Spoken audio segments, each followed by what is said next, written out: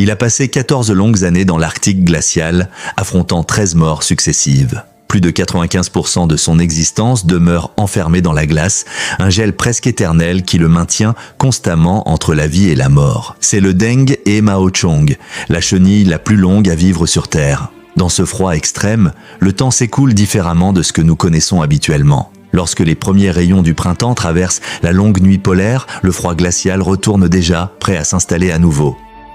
Dès qu'il sort du gel hivernal, il n'a ni le temps ni la possibilité de s'adapter lentement. La saison chaude est courte et cruellement limitée.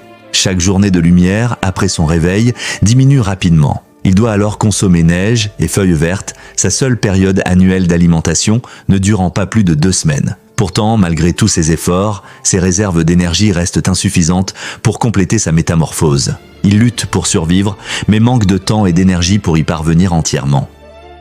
Lorsque le froid revient, il traîne son corps inachevé et se dissimule dans des fissures rocheuses pour affronter le gel qui approche. Les rochers offrent une protection contre le vent et la neige, mais pas contre le froid qui s'infiltre sous la terre.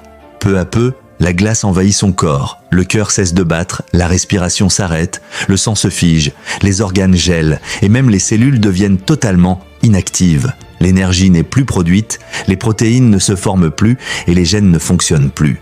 La vie disparaît totalement à ce moment précis. Jusqu'au printemps suivant, lorsque les 4 mois de nuit polaire se terminent, la neige fond et le Deng et Mao Chong réapparaît. Il quitte son abri une fois de plus pour chercher des feuilles fraîches. Chaque printemps, il s'éveille plus tôt que les autres insectes et commence à se nourrir avant eux, mais le froid finit toujours par le rattraper. Ce cycle recommence.